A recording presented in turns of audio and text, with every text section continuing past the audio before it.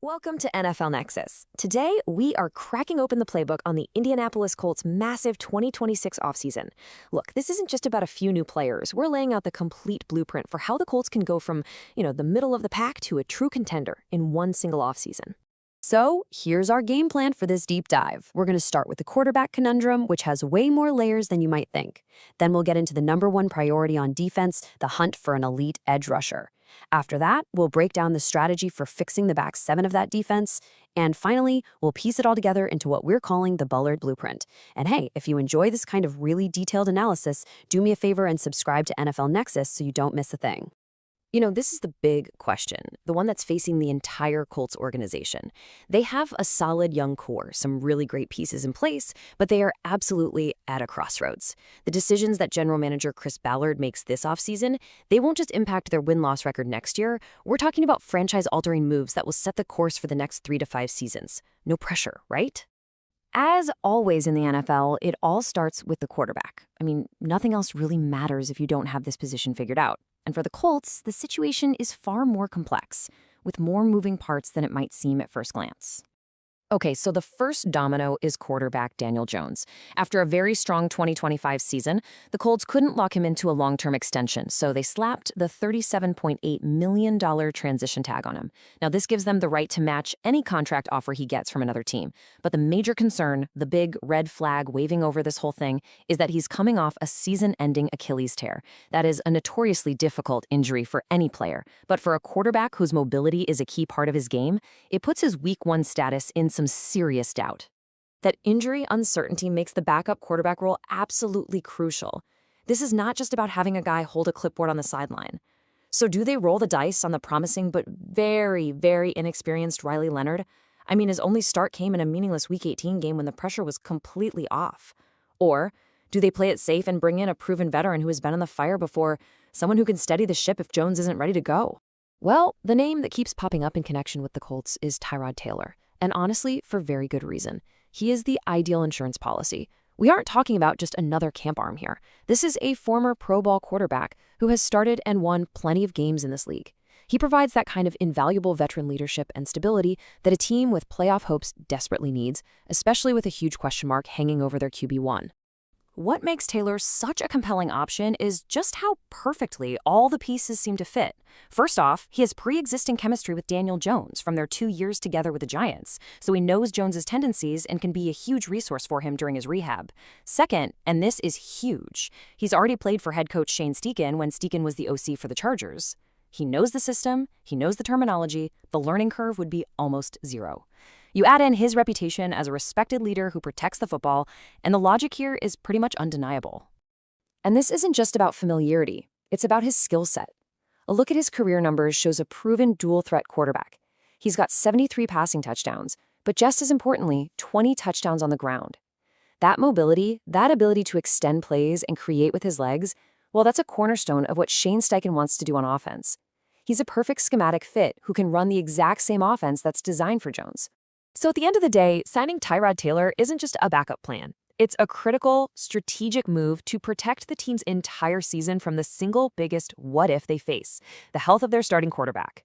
It provides a really high floor for the offense and ensures that one injury doesn't derail their championship ambitions before the season even gets off the ground. Hey, just a quick pause here. A lot of work goes into creating these detailed explainers, digging through all the sources and breaking everything down. If you enjoy the content and want to support the channel, checking out our coloring books is a fantastic way to do it. They're great for kids, grandkids, and hey, even for adults. You can find the link right in the description or just scan the QR code on your screen. Your support really means a lot to us. All right, let's flip over to the other side of the ball.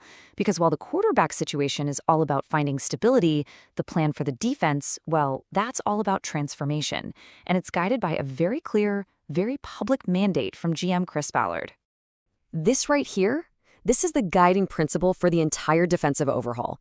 Get faster on the defensive front seven. This isn't just a suggestion, it's the core philosophy. It's going to drive every single personnel decision they make in free agency and in the draft. In today's NFL, with quarterbacks getting the ball out quicker and skill players being more explosive than ever, speed on defense isn't a luxury, it's a flat-out necessity.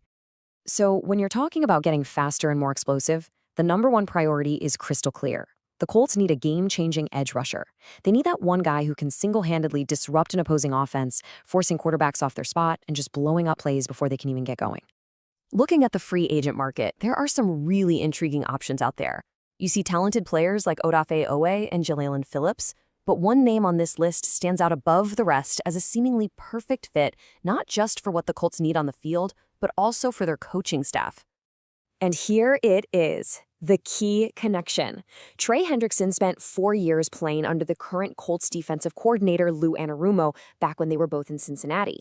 That level of familiarity is a massive advantage when you're about to hand out a big money contract. There's no guesswork. Anarumo knows Hendrickson's strengths, his work ethic, and exactly how to use him in his defensive scheme to get the most out of him from day one. I mean, the potential impact here is absolutely undeniable. Yeah, 2025 was a bit of a down year due to some nagging injuries, but his production before that was just staggering.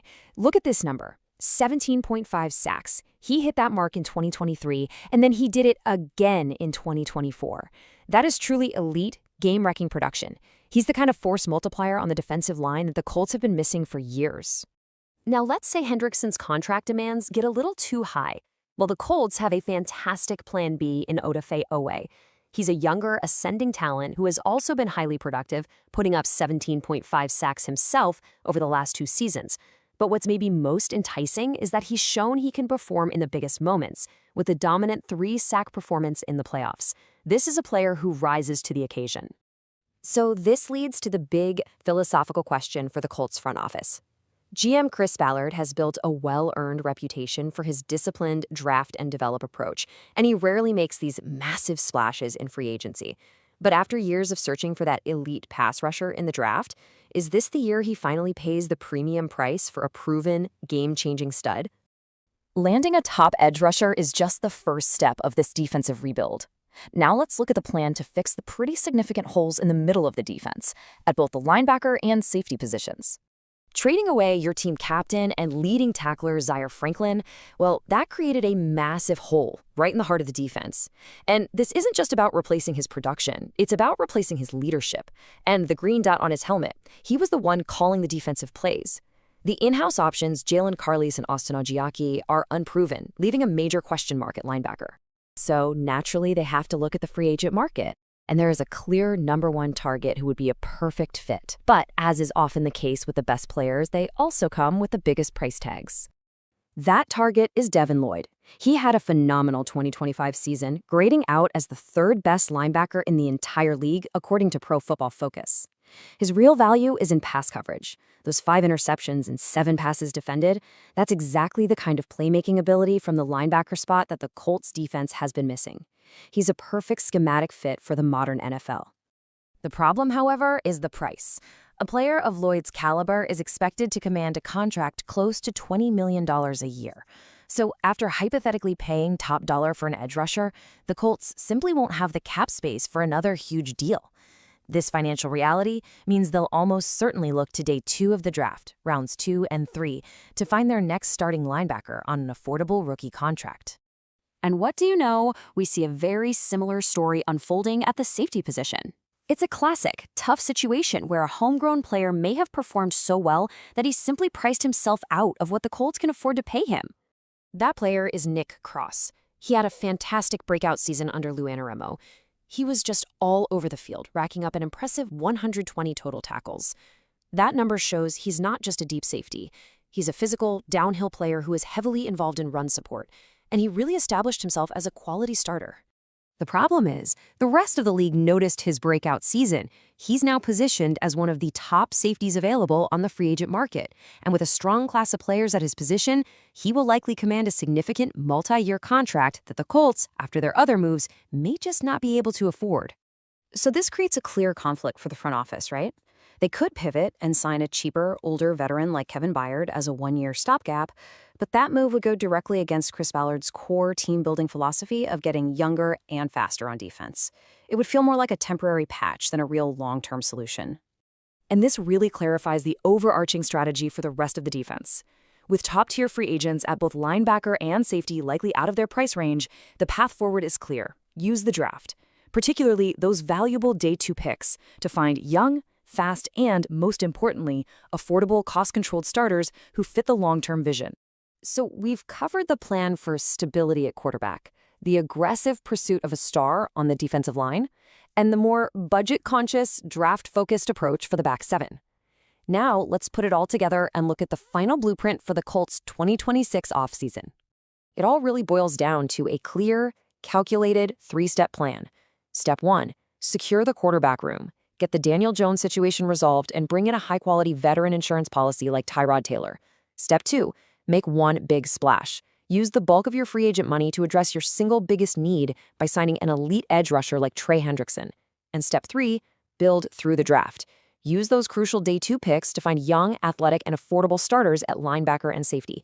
You see, it's a balanced approach of security, aggression, and smart spending. So this leaves us with the ultimate question. It's a smart plan. It's a logical plan that addresses their needs. But in a loaded AFC with titans like Kansas City, Baltimore, and Cincinnati, is it aggressive enough? Is this the blueprint that can truly elevate the Colts into championship contention? Let us know what you think down in the comments below. Don't forget to hit that like button, and thanks for watching NFL Nexus.